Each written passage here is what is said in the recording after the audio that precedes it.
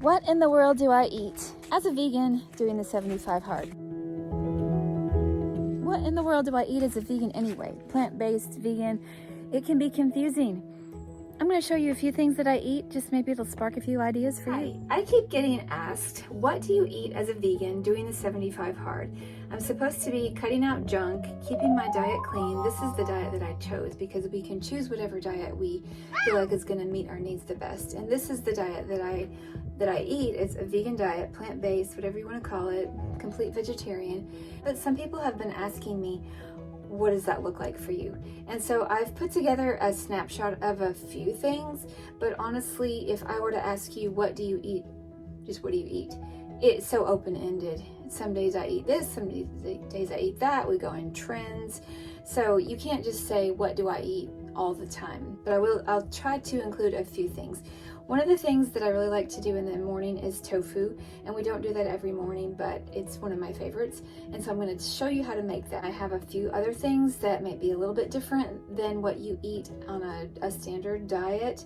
So there's those things. I'll show you a few pictures. And before we get into the rest of the video, I'll just show you a couple things. So this is not an arrowhead. This is a raised and rooted plant-based patty. I think it's chicken and it's fully cooked. It's made from pea protein. I've been buying these for the last few months in bulk from our food co-op, and they're pretty reasonably priced, especially if you've priced vegan protein patties at the store. Some of them are really high. I put them in either in Greg's lunch in a sandwich. I make him a sandwich every day. And then I also will saute them in a little bit of olive oil, sometimes with mushrooms and onions. Sometimes I'll chop them up and put them in gravy. Sometimes I'll just eat them plain with a slice of vegan cheese on it. And that is one thing. I will give you a few hints. If you want to eat plant-based, look for the co-ops. Look for the bargain places where you can buy things, because not so many people eat vegan. And so oftentimes we will go and we will score big at the grocery outlet. Now, I don't know if you know what that is, or if it's in your area. We have one in our town. Basically, it's discount and closeout. It's kind of like your Big Lots for groceries. And oftentimes you can get things really cheap. You have to watch the dates. You have to kind of determine if something is going to be okay, if it's close to the due date, expiration date, whatever they want to call it. Those things don't bother me too much. If it's a frozen food and I'm going to keep it in the freezer, I'm not that worried about it. If it's a canned product, we obviously use common sense, but you can get deals on, especially on plant-based food. Oftentimes they have those things that they've marked down because everybody else passes them over, and so I'm like, yay for me. We've found vegan ice cream and we've found vegan patties. Sometimes we will find frozen berries. Often we find plant-based milk. Recently, I've been buying cases of silk soy milk, 6 at a time. It's the extra creamy, either cashew, almond, or oat milk. And so I find those at a better price even than Aldi, and so I'll buy them, keep them in the fridge, because my husband loves to eat cereal. That's like, you don't ever want to run out of cereal, milk, or bananas for him. That's his standard, and peanut butter. My favorite is probably the cashew. I like the soy for making yogurt because it's got high protein and a reasonable amount of fat, which makes a good yogurt. The almond is okay. To me, most of the almond milks are kind of watery. It tastes like watered down milk. And the other one, I don't remember that I've said cashew, soy, oat milk. Greg really likes the oat milk. I'm not a huge fan of the oat milk, but it's a plant-based milk. Okay, I just figured I'd show you a couple things since I have my fridge behind me. Okay, this is the most recent milk that I got from our co-op. It is extra creamy almond. It is not organic, but it is non-GMO, and so that's important to us. The extra creamy really helps because, like I said, almond milk can be kind of watery. I like to buy the unsweet. You can buy the sweetened. It's not going to focus on it, but I really prefer. In fact, I don't really drink the sweetened milk anymore. I just don't have a taste for it. To me, it tastes like candy, and I don't want everything sweet. Yesterday, Greg came back with this milk from Publix. He said it was on sale, 2 for something. And so this is what I make my vegan yogurt from. This is soy, it's unsweetened, it is organic, and so this makes a great soy yogurt. And if you check my blog out, or there's a video post that I did which does a super quick recap of how I make my yogurt, this is the best in my opinion. It doesn't have to be the Silk brand, but the soy unsweetened organic is the best for making yogurt in my humble opinion. And I've been eating vegan for probably 23, 4 or 5 years, something like that. So I've been a few times around the block on the yogurts and the milks and stuff. And believe me, you can eat way easier vegan now than you could 25 years ago. Crazy. Okay, so another thing that I do, and I'll show you in the other part of the video, Andrew came back from the grocery outlet the other day with this, and it is unsweetened coconut milk yogurt. Now, I don't buy these in the store because they're crazy expensive. $1.65 or something for one of these little bitty things. So we don't have that kind of money to blow. I will only buy like one if I would need it for a yogurt starter. It works great for a yogurt starter. But he was at the grocery outlet and they had a case of 12, I believe, of these for $4. So that makes them, as far as my math goes, 3 for $1. And so, is that right? Anyway, you do the math if you want to correct me. I'm not too proud. Sometimes when I'm talking, I can't think. So I will put, okay, this is not that great plain. It's kind of plain. So I'll add a pinch of stevia and a dollop of jelly. And I did get this from our co-op too. This is the Boni Maman, which I think is the Good Mother. I don't know. I like these jars because they have cute lids. That's really the main reason I got them. But the other main reason I got them is because they have more fruit, less sugar. And so I don't like to buy, doesn't want to focus, whatever, cherry fruit spread. These were on sale through our co-op, and so they were cheaper than the regular jelly that I would buy from Aldi. Low sugar, more fruit. It's a win-win. Cheaper, yes, and I get the cute little jars to put my pesto in. So hey, you have to do what's important, and cute little jars are very important. So as I was saying before I got on that little rampage, I will put about a tablespoon or 2 of that into my yogurt, a little bit of stevia, and because this does have a smidgen of sugar in it, the balance of the stevia and the sugar and the fruit make the yogurt then tastes just like Dannon, and it's yummy without all that sugar, because I cringe at all the sugar they put in, like even dairy-free yogurt. Ugh, it's like, I don't know, 20 some grams of sugar. So that's like 3 or 4 teaspoons. I don't want to eat all that. So do it ourselves. So yeah. Okay.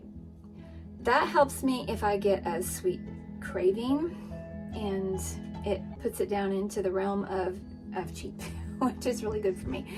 Okay, because I'm the only one who eats the yogurt in our house that is non-dairy. Greg won't touch it. And so I make my yogurt, I eat it. Okay, I talked about the patties. Through our food co-op and through the grocery outlet, you can often find plant-based patties for a pretty reasonable price. Don't make the mistake that I did a couple months ago when I saw a certain kind of burger that we in the past have liked through our co-op. Well, I bought a ton of them because they were such a good price. Oh my goodness. And then we got them and they weren't the same as what I thought they were. They were actually not the non-GMO. They weren't the organic ones. And I have like patties coming out my ears. Yeah, so haven't decided what to do with those yet. They're taking up freezer space right now, but so you have to be careful when you buy from bulk. Just have to make sure you are gonna get exactly what you want. The things to make it easier, so to make my diet look a little bit more like yours, through our food co-op, and this is not an advertisement for our food co-op because it just isn't. I'm not affiliated with them, and I'm not even telling you which one it is. Okay, they have the veggie cheese shreds, and they do melt pretty well. That's the mozzarella. Ooh, sorry. And then they have the cheddar, and sometimes they have the provolone slices. I decided I like the provolone pretty well, but I like the mozzarella better, and the cheddar is really good. Okay, I only buy these cheeses if they are like at the grocery outlet or through our food co-op, because this little block at Walmart is like $6. Look, it's not that big. Don't pay that much. Find it cheaper. Yeah, nobody can afford that. People think you eat all this vegan stuff and it's so fancy and so expensive. Well, we are cheapskates, and I don't spend all that money on this stuff. So I buy this when it's cheap, and sometimes they have it and sometimes they don't. And so when they have it, I get a couple cases, and then when they don't, we eat from those cases until we just hope that they'll have another brand. And so this time they happened to, the last few months they've had this brand, but they have had other brands, which I like even better, for way cheaper. And grocery outlet, oh my goodness, they've had cheese blocks this size, different brand, the Vitalife, I think it was, which are my absolute favorite. These are good, but those are really good, for like 50 cents. And yeah, like I said, they'll be over $6 in the store. So that just makes it so you can make a grilled cheese sandwich. And I know that's not the healthiest thing, but you can do that sometimes. You can make a pizza. You can add them to macaroni and cheese. So you can make your diet similar to what it was. And you can make your vegan diet junk food too if you want to, but that's not the point. I eat plant-based for the health of it. Okay, another thing from our food co-op is the Earth Balance. They had this really cheap. They were even closing it out, and so we got some of that. We typically will eat a lot of beans, soups, potatoes, and then I make Greg a sandwich every day. And so I have to have some kind of protein in his sandwich. So I just go through the patties that are on sale, and we have really won the lottery on some of those, and some we have really bombed out. Like I've gotten some and they were like sawdust, and I was like, really, did I just buy these? And nobody wants to eat them. And so yeah, not even gonna we don't even have a dog, so wouldn't even do that. I'm gonna show you a picture of some pancakes that I make regular pancakes. I usually make them half wheat, half organic white, and sometimes I have oats in them for more fiber and stuff like that. But we like to have a vegan whipped cream. My husband loves his whipped cream. And so sometimes through the food co-op, they have had like the Ready Whip coconut or almond for really cheap. And so we got those, we went through all those cases, and now we don't have any. And so he really likes his whipped cream. So we've had to be creative. Coconut milk. And I mean, coconut milk is coconut milk, but this kind that I happen to get from our co-op is like, here's the can, and this much of it, or maybe I should say this much is liquid, and the rest is cream, pure coconut fat. And I'm not here saying you should eat saturated fat a lot, but on our pancakes, it makes a wonderful whipped cream. To substitute for your dairy whipped cream, we will throw some raspberries on there that are frozen, or frozen blueberries, or fresh if we happen to have them. It is so good. Okay, so all you have to do for this is you open the can. You want to refrigerate your can first, like overnight or whatever, and that helps the cream, it solidifies it. You know, just like on a cold day, your coconut oil is really hard, and when it's hot, it's liquid. So saturated fats will do that. They're liquid when it's warm, and they're solid when it's cooler. I know that coconut milk does have a lot of saturated fat, but it is plant-based, and in moderation, I feel like it's a great way to get some good healthy fats, because coconut does have healthy fats. Okay, as I was saying, you're going to put your can in the fridge to get it cold. And then you're going to open it up, and you're very carefully going to take your knife, and you're going to go around there, and you're going to get all that cream and put it in a bowl. And the water that's at the bottom, use that in another recipe, or drink it, or give it to your kids. And there's nothing wrong with it. It just is going to make your whipped cream less whipped. Less whipped. Okay, so then you just take your whisk and you whip it up. And if you have one of those things, it works better, but I don't. I just have a whisk. So I will add some stevia, some vanilla, and some maple syrup or honey. If you want to add sugar, you can. Not much maple syrup, like a tablespoon, maybe between 1 and 2 tablespoons. Half a teaspoon of stevia, depending on how concentrated it is. Whip that stuff up and plop it on, and it's so good, really good. Like, okay, so I'm just gonna tell you, if you use your whisk, it's not gonna whip it up as much as if you use the egg beaters or your little, you know, I used to have a hand thing that would whip it, and somewhere along the line it broke or something, so I don't have that anymore, but that worked great. So that is a vegan whipped cream that you can make in like a minute, and it's really good and satisfying. Okay, so that's one more thing you can do. You can eat it on pancakes. You can even add it on like cupcakes and cake. It will kind of eventually get a little bit softer. And you can add a little cream of tartar if you want to keep it whipped. Okay. So that is a great way, if you have a sweet tooth, to satisfy it with very natural sugars and not much bad stuff. I feel pretty good about that. One more thing that I will do, and this is gonna either give you an idea or you're gonna be grossed out. One of the two. Okay, it doesn't look like much, but it is pretty good. Okay, this is actually a fudge that I make that super simple, 3 ingredients, really just, yeah, 3 ingredients. You take your walnuts, dates, and vanilla. That's it. I'm pretty sure it's like 3 cups of dates, 1 cup of walnuts, tablespoon of vanilla. So you blend that all up. I do not have a food processor. It would be way easier if I did, way easier. So if you have caramely dates, this will work a lot better.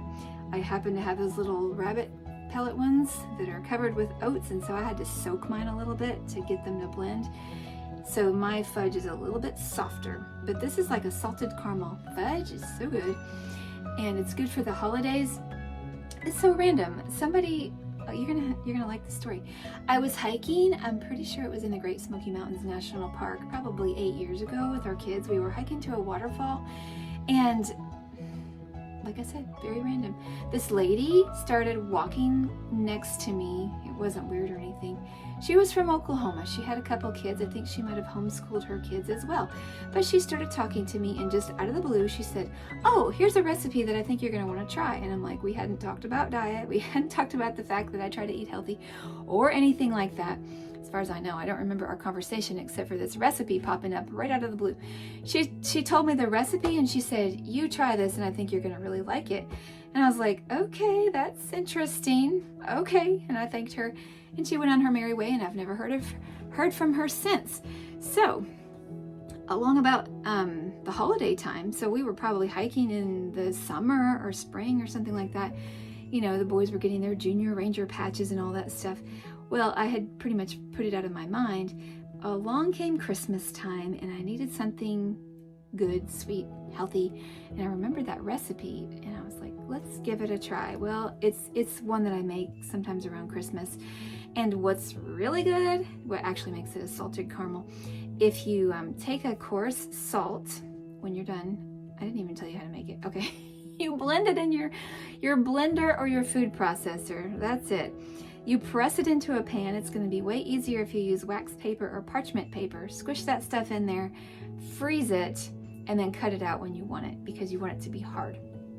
Okay, so if you sprinkle a little sea salt on there, or the flaky salt, oh, you get that salty sweet combination. It's really good. So that's what I make if I get a hankering for something sweet and I want it to be whole food. I don't want to shoot my 75 hard, because I'm on day 26 now. Done pretty well. I'm almost at a month. It's crazy. Okay. One thing that, okay, so you can find so many things. This is like a salted caramel ganache. I got this from our food thing too. I had no idea if we would like it. This is a like Sabbath treat, a holiday treat or something, because it's kind of rich. But you can find all kinds of stuff. That's why I'm saying you can't really like narrow down what do you eat on a vegan diet. Well, you can eat just about anything. You can eat Mediterranean, you can eat Italian, you can eat American, you can eat Portuguese and Brazilian and everything else under the sun. Anything you eat, we can make it vegan. So it doesn't always taste the same, and some people don't like it, but we can try. let's show you how to make that tofu, and I'm gonna stop my chit-chatting because you're tired of listening to me talk, aren't you? You can say it, it's okay. Hi guys, as I was editing this video, I realized it was gonna get too long if I included the how to make tofu. So I have that all ready to go in a video to put up tomorrow. So be sure to come back if you wanna see how to make a nice scrambled tofu Homestead recipe, one of my favorites. And I hope that you got a few ideas of what you can eat if you're plant-based, how to eat vegan. It's not as hard as it looks. There's way more ideas nowadays than there used to be. So it's really not too hard. Ask me any questions. I'll be happy to answer them. I'm no expert, but I do have, like I said, probably 25 years of eating vegan under my belt. And so I have tried many things and crossed a few things off our list. So I hope you have a great day. Thank you for watching. I hope you all are staying warm. Cheers. Bye.